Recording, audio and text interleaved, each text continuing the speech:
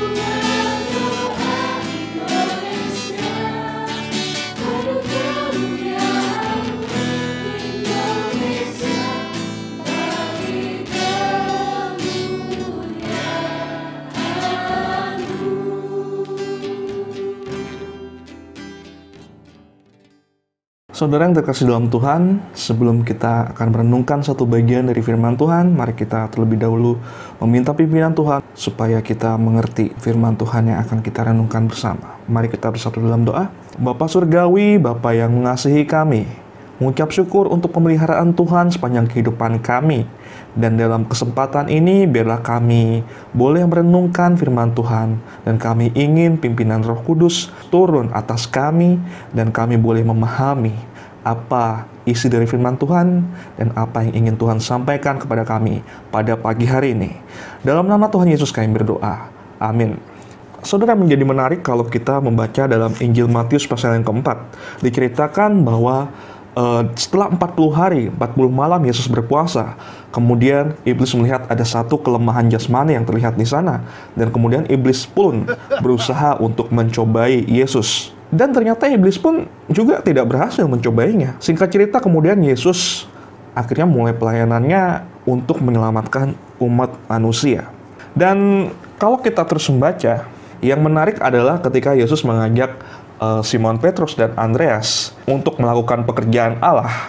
Sebenarnya pekerjaan yang luar biasa, pekerjaan yang besar, yang bukan sembarang pekerjaan, bukan juga sembarang pelayanan, melainkan sebuah grand design, sebuah pekerjaan yang agung yang hanya bisa dilakukan oleh Allah. Namun di sini juga Allah melibatkan manusia untuk menjalankan pekerjaan itu. Dan di ayat selanjutnya nanti kita akan baca bahwa kemudian ada Yakobus dan Yohanes juga yang akan mengikut Yesus dan menjalankan pekerjaan itu bersama Yesus. Dan yang ingin saya tanyakan sebenarnya di sini adalah, pernahkah saudara berpikir bahwa kita sebagai orang berdosa, sebagai manusia, makhluk yang hina, yang sebetulnya sangat tidak layak untuk menjadi rekan sekerja Allah, lalu diajak Allah untuk bekerja sama menyelamatkan dunia dari cengkeraman maut? Pernah saudara berpikir seperti itu? Sungguhnya itulah pekerjaan yang harus dilakukan sebagai orang yang percaya. Ya. Lalu bagaimana seharusnya hidup kita? Bagaimana kita harus bertanggung jawab sebagai seorang yang percaya, sebagai seorang Kristen? Nah, ini menjadi pergumulan yang tidak sederhana yang harus kita lakukan dalam hari-hari kita. Panggilan hidup Kristen adalah satu hal yang patut kita sadari, saudara. Bagaimana seharusnya kita hidup? Maafkan saya kalau saya harus mengatakan, seringkali orang Kristen tidak tahu bagaimana seharusnya dia hidup. Tidak tahu panggilan hidupnya untuk apa. Itulah sebabnya seringkali kita habiskan waktu untuk sebuah kekisruhan yang tidak perlu. Dengan enteng kita akan bisa menciptakan suatu peluang di mana setan bekerja. Dan akhirnya kita menjadi batu sandungan dalam melayani Tuhan. Kita terjebak dalam banyak sekali kehidupan keagamaan. Padahal sebenarnya kebenaran adalah A untuk A, B untuk B. Tidak ada plus minus di sana, tidak ada kurang dan tidak ada lebih. Nah, inilah yang akan kita pikirkan saudara di kesempatan ini. Saudara-saudara, dalam Matius pasal keempat ayat 12-25, di sana memberikan kita pemahaman yang jelas mengenai panggilan hidup orang percaya. Panggilan dari Yesus sendiri. Nah, ini semua akan mempengaruhi seluruh aspek kehidupan kita. Cita-cita kita, gairah kita, profesi kita, apapun yang kita inginkan. Pertanyaannya selalu, apakah sesuai dengan kehendak Tuhan? Yaitu dengan apa yang Tuhan taruh dalam diri kita, panggilan kita, profesi kita, untuk apa sebetulnya Tuhan jadikan kita. Kalau kita buka dalam Matius pasal yang keempat, ayat 18-22, sesungguhnya di situ ada satu hal penting yang Tuhan Yesus sampaikan. Dalam teks yang kita baca khususnya di ayat yang ke-19, Matius pasal 4, ayat ke-19, ini adalah sebuah panggilan dari Yesus. Ikutlah aku, dan kamu akan kujadikan penjala manusia. Di sini ada dua bagian dalam panggilan ini dan saya akan bahas dua bagian ini. Yang pertama adalah ikutlah aku. Ini adalah sebuah panggilan untuk mengikut Yesus. Yesus sendiri yang ngomong seperti ini, saudara. Saudara, kalau menjadi orang Kristen, pastikanlah saudara bukan karena ikut pacar yang sudah menjadi Kristen. Bukan pula ikut orang tua yang juga adalah Kristen. Juga bukan ikut teman-teman atau suami atau istri misalnya. Pastikanlah saudara ikut Kristus sungguh-sungguh. Tidak ada gunanya saudara ikut orang tua, ikut teman, ikut pacar yang adalah Kristen, tapi saudara tidak pernah ikut Kristusnya. Memang memungkinkan kalau mula-mula kita ikut orang lain, tapi pada akhirnya betul-betul percaya pada Kristusnya. Itu tidak masalah. Tapi ada banyak orang yang berhenti sampai ikut orang saja. Banyak sekali saudara. Orang yang ngajak, orang tua yang ngajak misalnya, ajak saudara menjadi Kristen, dibaptis dan lain sebagainya. Tapi saudara cuma ikut orang saja. Saudara sendiri tidak pernah percaya pada Kristus. Dan saudara, kalau seperti ini sudah jelas bahwa saudara tidak memenuhi panggilan Tuhan. Saudara jelas-jelas bukan orang Kristen. Atau belum benar-benar mengikuti panggilan Yesus ini. Yang mengatakan, ikutlah aku. Dia tidak pernah berkata, ikutlah pendeta. Ikutlah aliran ini. Ikutlah gereja itu. Ikutlah orang tuamu.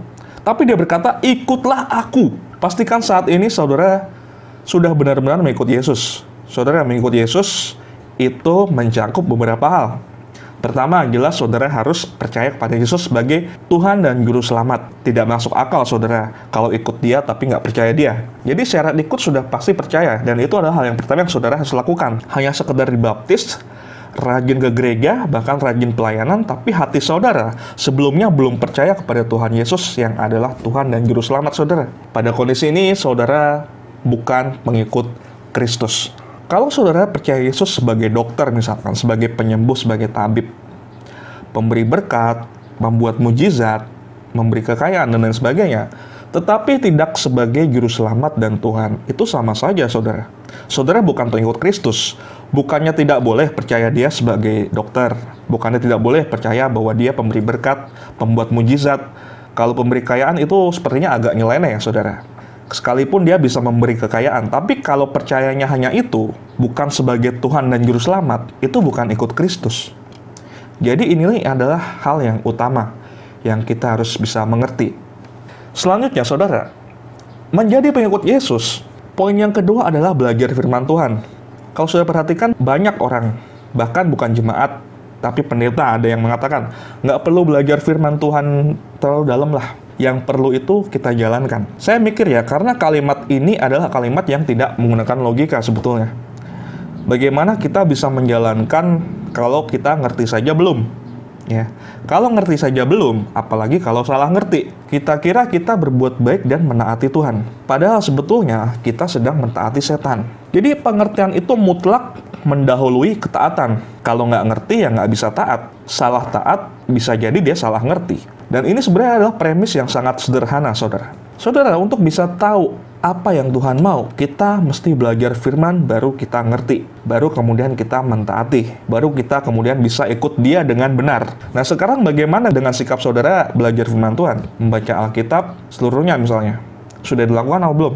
Di sekolah liberal, konon katanya saudara, kalau ditanya siapa yang sudah membaca Alkitab seluruhnya, nggak ada yang angkat tangan. Dan ini adalah mahasiswa teologi. Kalau ditanya siapa yang baca bukunya Albrecht Ritschl, seperti ini bukunya. Ya, semua angkat tangan. Albrecht Ritschl ini adalah seorang tokoh teolog dari Jerman yang mengajarkan bahwa agama itu harus praktis. Atau David Strauss, misalkan, yang memandang Alkitab itu dipenuhi dengan mitos. Nah, mereka pasti baca buku-buku ini, saudara. Dan kita harus belajar dengan cara yang benar. Oleh karena itu, harus melibatkan pimpinan Roh Kudus untuk memahami seluruh kebenarannya. Oke, yang kedua, Yesus mengatakan dalam ayat 19 itu bahwa akan kujadikan penjala manusia. Tadi yang pertama, panggilan Yesus adalah ikutlah aku. Yang kedua adalah akan kujadikan penjala manusia. Menjadi seorang penjala manusia itu adalah tugas spesifik yang erat kaitannya dalam pemberitaan Injil, saudara. Membawa jiwa kepada Tuhan. Sama halnya dengan menjala ikan.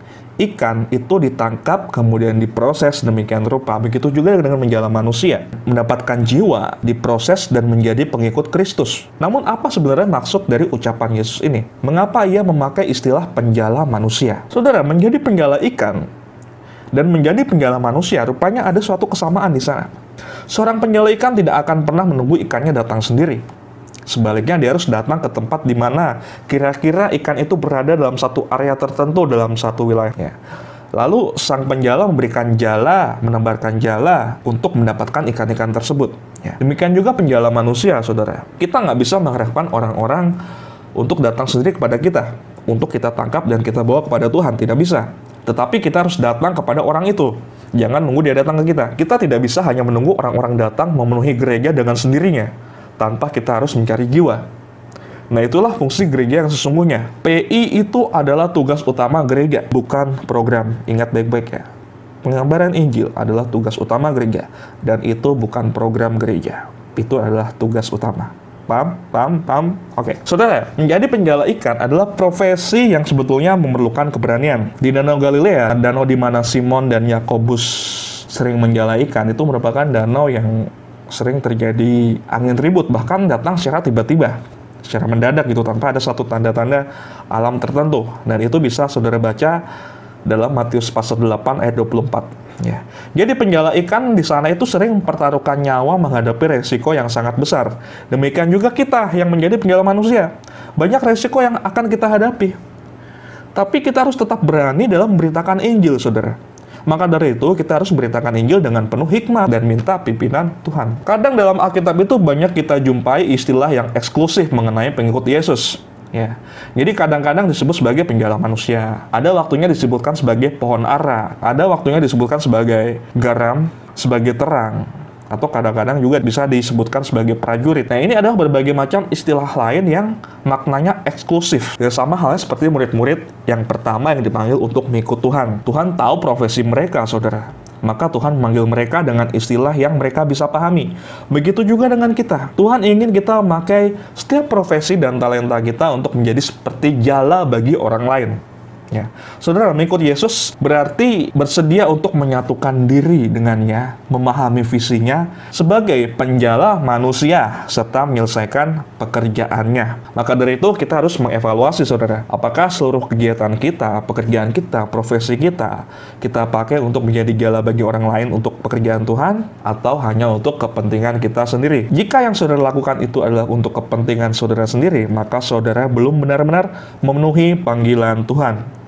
Dan saudara tidak greget menjadi orang Kristen. Dan dengan demikian berarti saudara belum menjadi seorang Kristen yang benar. Oleh sebab itu, maka kita perlu berdoa, kita mohon pimpinan Tuhan, dan kita berserah untuk bisa dipakai Tuhan sebagai alat bagi pekerjaannya. Amin, saudara. Mari kita bersatu dalam doa. Terima kasih Tuhan, firman-Mu sungguh luar biasa. Ketika kami memahami betapa penting peran kami, Tuhan, ya. Ketika Engkau mengajak kami untuk menyelesaikan pekerjaan-Mu, itu adalah suatu tanggung jawab yang mulia, suatu tugas yang mulia yang Engkau berikan kepada kami.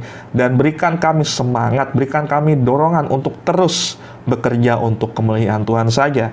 Dan biarlah kami sebagai anak-anak Tuhan memiliki satu integritas, satu komitmen untuk menjadi seorang Kristen yang terus memegang perintah Tuhan dalam kehidupan kami. Dalam nama Tuhan Yesus kami berdoa. Haleluya. Amin.